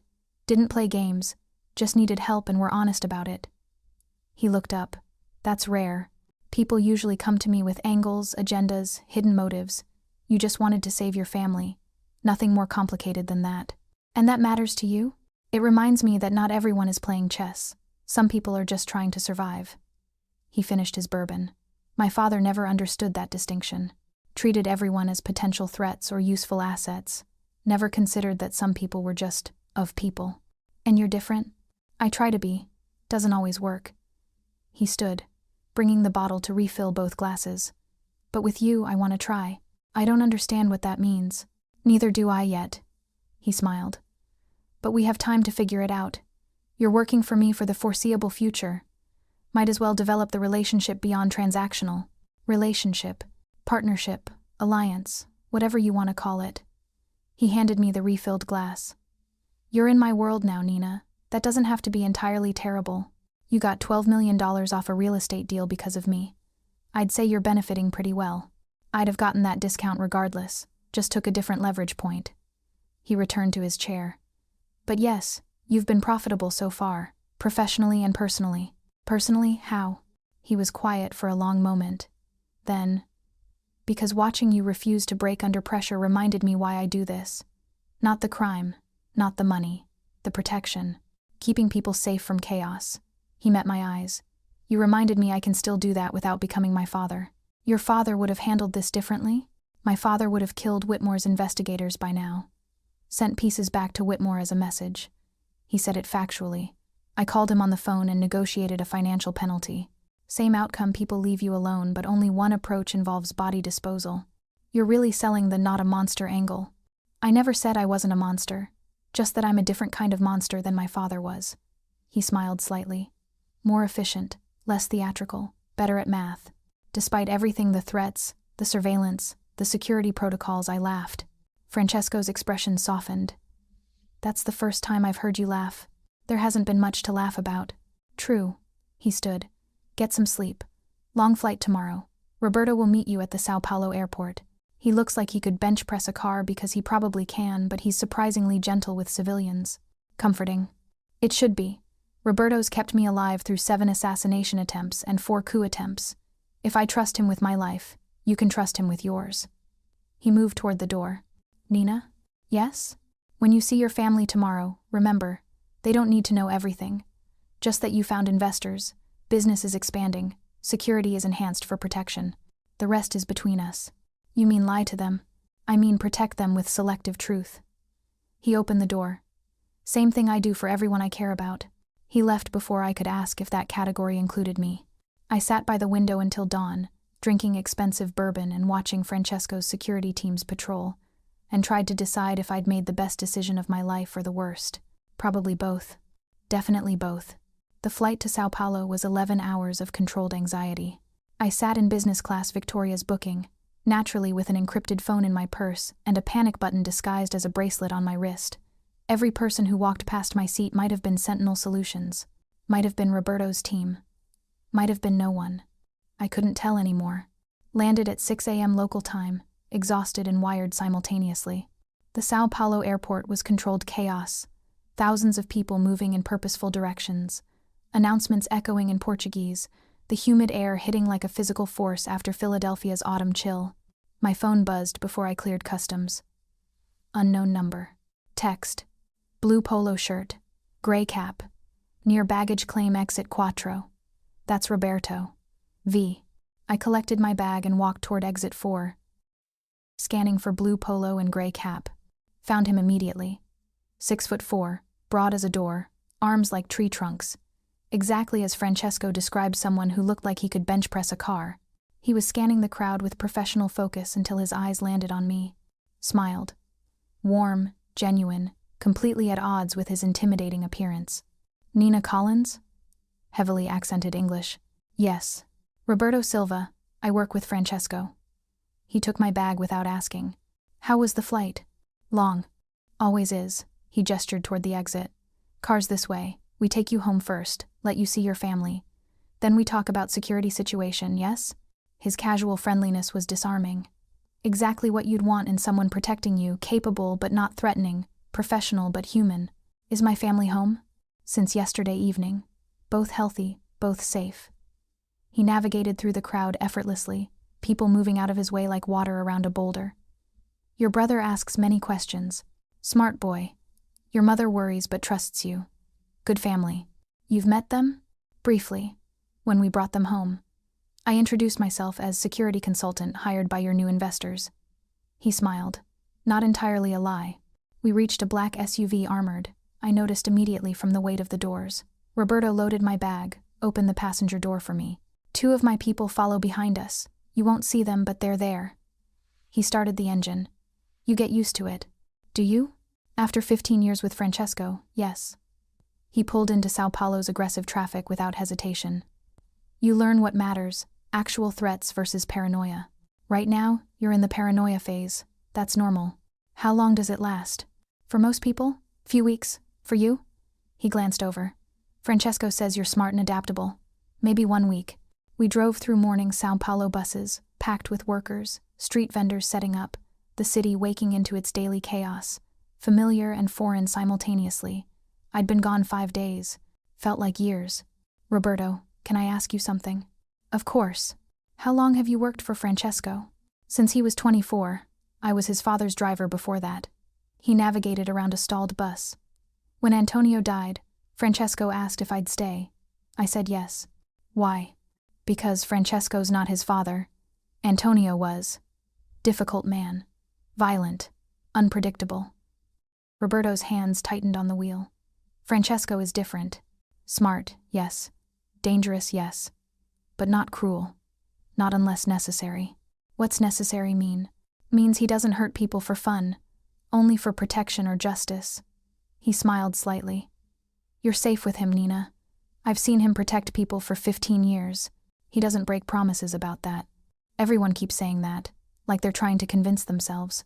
No, we're trying to convince you. He pulled onto our street, familiar houses, familiar neighbors, our warehouse visible in the distance. Because you don't trust him yet.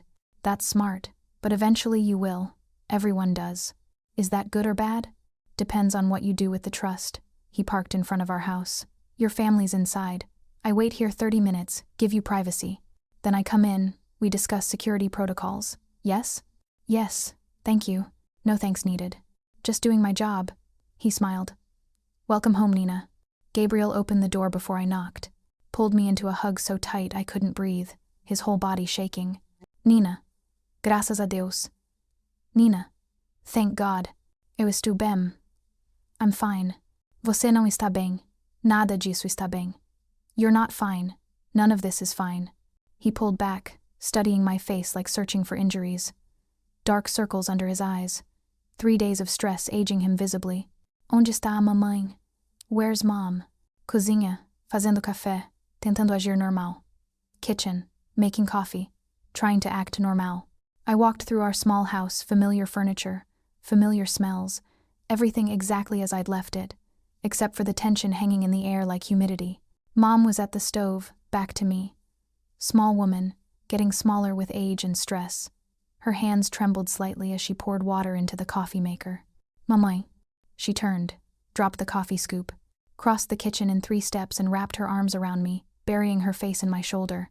She was crying silent, shaking tears that she'd been holding in for 3 days. Minha filha, my daughter. Estou aqui, está tudo bem. I'm here, everything's okay. Aqueles homens, Nina, eles disseram. Those men, Nina, they said. Eu sei. Mas acabou. A situação está resolvida. I know, but it's over. The situation is resolved. She pulled back, searching my face the same way Gabriel had. Looking for truth, for lies, for whatever I wasn't saying. De onde veio aquele dinheiro? Where did that money come from? Gabriel stood in the doorway, arms crossed, waiting for the answer he knew I wouldn't give. Investidores. Nos Estados Unidos. Eles querem expandir as operações. Investors. In the United States. They want to expand operations. Que tipo de investidores pagam dívidas sem contratos primeiro? What kind of investors pay debts without contracts first? O tipo que entende urgência. The kind who understand urgency. Mom wiped her eyes, returning to the coffee maker with shaking hands. E a segurança. Aqueles guardas? No armazém? And the security? Those guards at the warehouse? Parte do acordo. Os investidores querem proteger o negócio deles. Part of the deal. The investors want to protect their investment. Por quanto tempo? Quanto tempo for necessário? As long as necessary. Gabriel made a sound disgust, disbelief, anger all mixed together. Nina, você acha que somos idiotas? Nina, you think we're idiots? Gabby. Não. He stepped into the kitchen. Não me trata como criança. Eu vi aqueles homens. Ouvi as conversas. Isso não é investimento normal. Don't treat me like a child. I saw those men, heard the conversations. This isn't normal investment. É o investimento que temos. It's the investment we have. A crime. It's crime. Mom dropped the coffee scoop again. Gabriel. É crime, mamãe. Anina fez acordo.com, criminosos para salvar o negócio. It's crime, Mom. Nina made a deal with criminals to save the business. The kitchen went very quiet. Mom looked at me. Really looked, seeing past the careful lies, past the protective omissions. É verdade? Is it true? I could have lied, should have lied. Victoria's protocols said lie, protect them with ignorance. Instead, I heard myself say, Sim. Yes. Mom sat down heavily in a kitchen chair. Gabriel's expression was equal parts vindication and horror. I sat across from Mom, taking her hands. O negócio estava morrendo. A dívida ia queimar o armazém. Vocês dois estavam em perigo. The business was dying. The debt would have burned the warehouse. You were both in danger. Então você vendeu a alma? So you sold your soul? Eu salvei nossa família. I saved our family. Com dinheiro de sangue. With blood money. Com dinheiro que nos mantém vivos. With money that keeps us alive. I squeezed her hands. Mamãe, eu sei que não é ideal. Eu sei que não é o que você e o papai queriam. Mas era a única opção que tínhamos. Mom, I know it's not ideal. I know it's not what you and Dad wanted. But it was the only option we had. Sempre tem outras opções. There are always other options. Não tinha. There weren't. Eu tentei tudo. bancos, credores, outros clientes. Ninguém ia nos ajudar rápido o suficiente. I tried everything. Banks, creditors, other clients. Nobody would help us fast enough. Gabriel pulled out a chair, sat heavily. Quem são eles? Who are they? Não posso dizer. Não pode ou não vai? Ambos. Both. Quanto menos vocês souberem, mais seguros estarão. The less you know, the safer you'll be. Isso é ridículo. Gabby. Mom's voice was quiet but firm. Para. Stop. I fell silent. Mom studied our joined hands. Hers, weathered from decades of work. Mine, younger but marked with the same calluses. 3 generations of Colin's family labor, sitting in this kitchen trying to survive one more crisis. O que eles querem de nós? What do they want from us? O mesmo que sempre fizemos. Importação. Exportação. Qualidade. Reputação. The same we've always done. Import, export, quality, reputation. Só que agora temos cliente grande garantido. Hotéis nos Estados Unidos. Boa margem, pagamento confiável. Except now we have a guaranteed large client.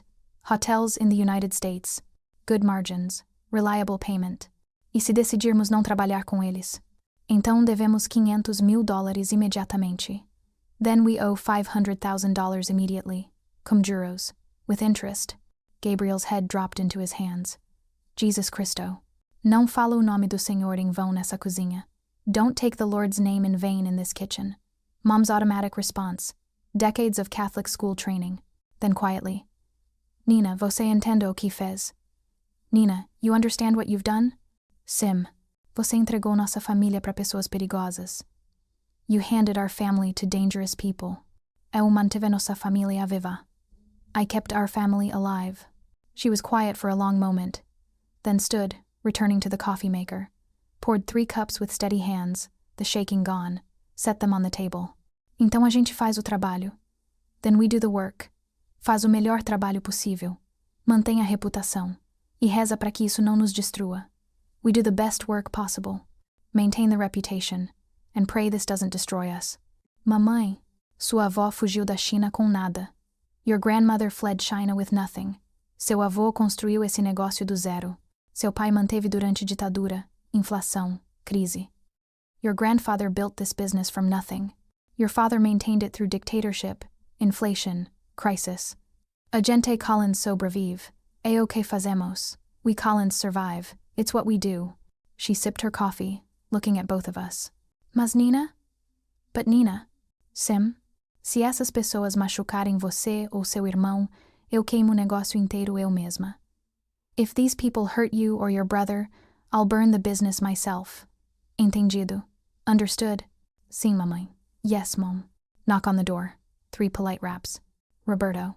I went to answer. He stood on our small porch, somehow making the space feel smaller just by existing in it. Time for security discussion, yes? His friendly smile. Your family should hear this too. Mom and Gabriel joined us in the living room. Roberto explained protocols with patient thoroughness: warehouse security, home surveillance, emergency contacts, recognition signals. Made it sound routine, professional, boring. Made it sound like we were just a business being protected, not a family caught in a criminal enterprise. Gabriel listened with crossed arms. Mom took notes on a pad she kept by the phone for years. When Roberto finished, Mom asked, Os guardas no armazém, eles falam português? The guards at the warehouse, do they speak Portuguese? Sim, senhora. Todos locais, todos treinados. Yes, ma'am. All local, all trained. E se a polícia perguntar por que temos guardas armados? Você diz que os investidores exigiram por causa do valor da mercadoria. You say the investors required it because of the merchandise value. É verdade. É legal. Não tem problema. It's true. It's legal. New problem. She nodded slowly. E você? Quanto tempo fica aqui? And you? How long do you stay here? Quanto tempo for necessário para garantir que vocês estão seguros? As long as necessary to ensure you're safe. He smiled. Mas eu sou discreto. Você nem vai perceber que estou por perto. But I'm discreet. You won't even notice I'm around. After Roberto left, the 3 of us sat in the living room not looking at each other. Finally, Gabrielle said, Quando você volta para os Estados Unidos? When do you go back to the United States? Sexta-feira, reunião com os investidores. Friday, meeting with the investors. Investidores. He said it like a curse. É assim que a gente chama eles agora? Is that what we call them now? É mais fácil que a verdade. It's easier than the truth. Mom stood, collecting our empty coffee cups. A verdade é que sua irmã fez o que tinha que fazer. A gente pode ficar com raiva. Pode não gostar. Mas ela salvou esse negócio. The truth is, your sister did what she had to do. We can be angry, we can dislike it, but she saved this business. Com que custo? O custo que ela escolheu pagar. The cost she chose to pay. She looked at me. E agora a gente vive com essa escolha. Todos nós. And now we live with that choice. All of us. That night, I couldn't sleep. Brazilian humidity pressed through the windows. Familiar sounds of our neighborhood filtering in dogs, barking, distant traffic, someone's TV too loud. My phone buzzed. Text from Francesco. Roberto says you're home safely. How did it go with your family? Told them the truth, mostly. How'd they take it? About as well as expected. Mom's pragmatic. Gabriel's angry. He'll adjust. People usually do. I stared at the screen, watching the 3 dots appear and disappear as he typed something, deleted it, typed again. Finally. You okay? Define okay. Not falling apart. Not making reckless decisions. Not about to do something I'll have to clean up. Then, yes. I'm okay. Good. Sleep. Tomorrow you start actually running the business with our contract. Real work begins. Can't wait.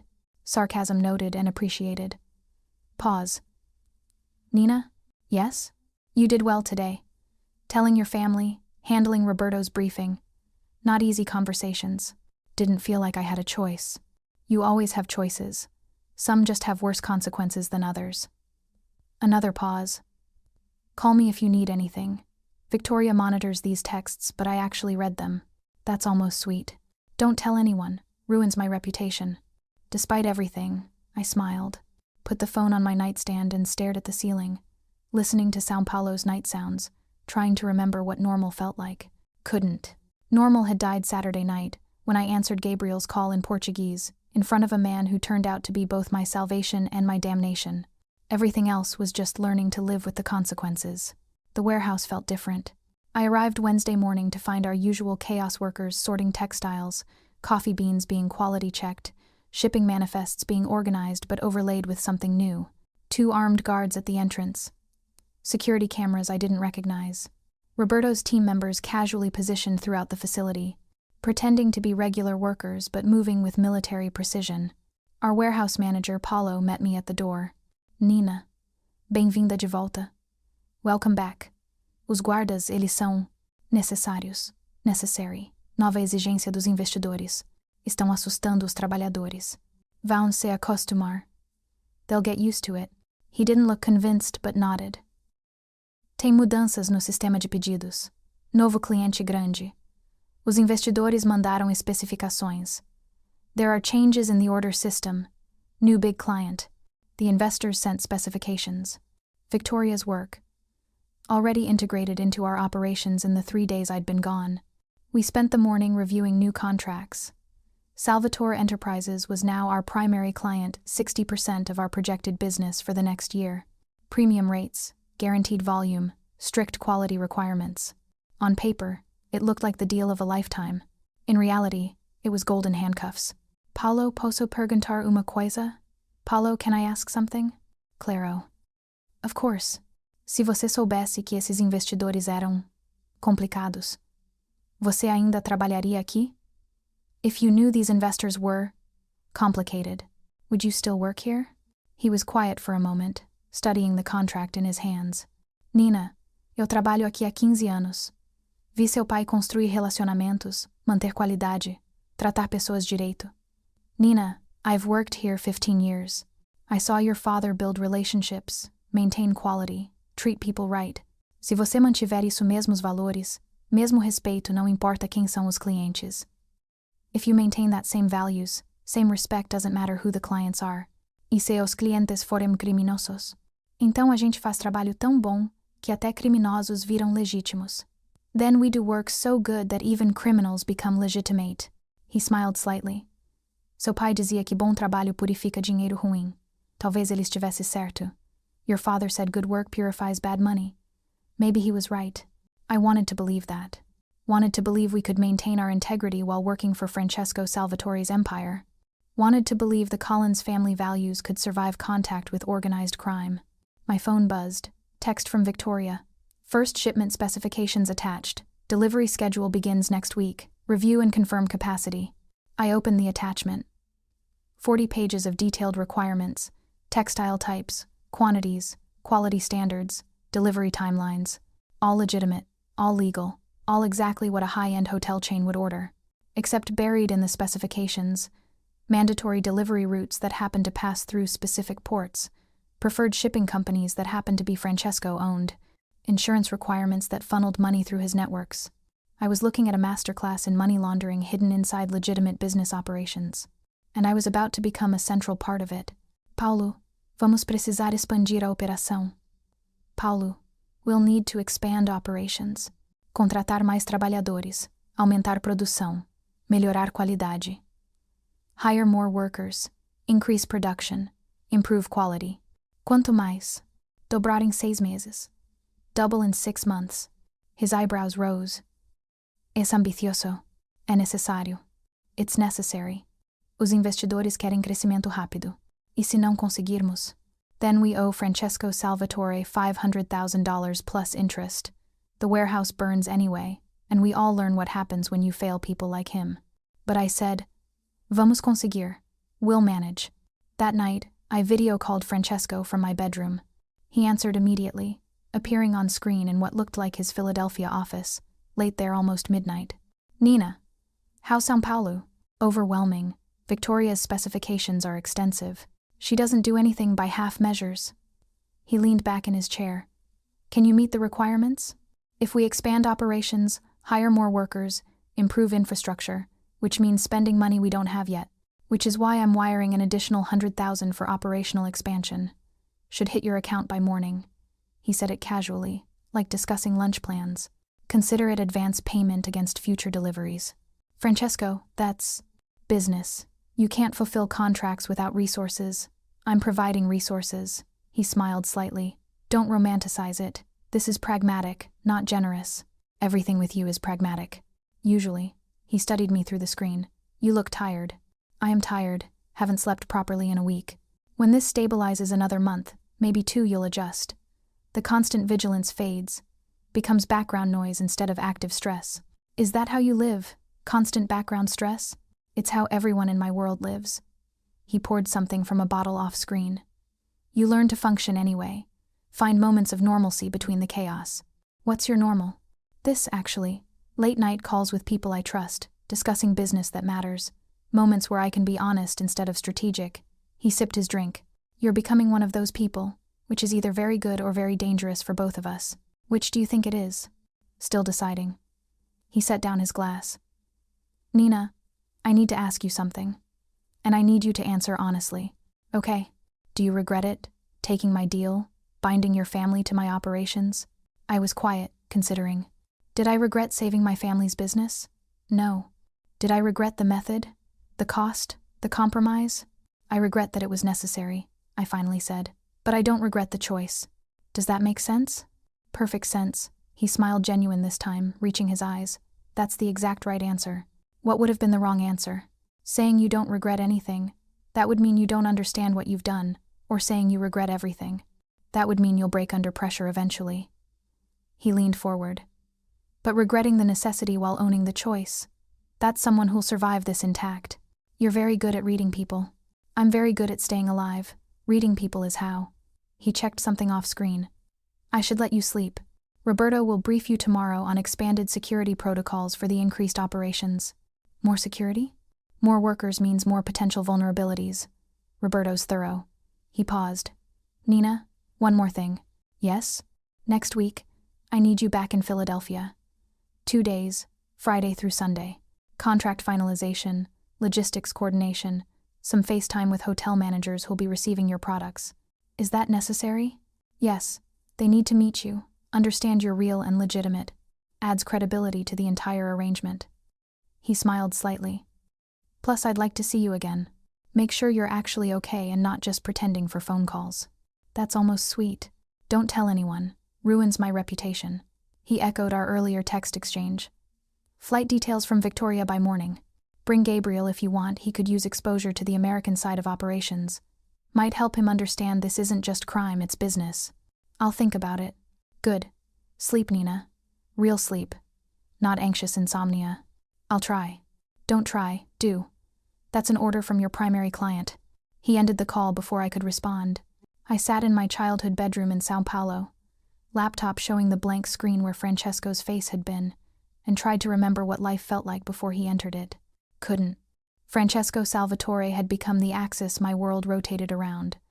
Business partner, protector, complication, something I didn't have words for yet.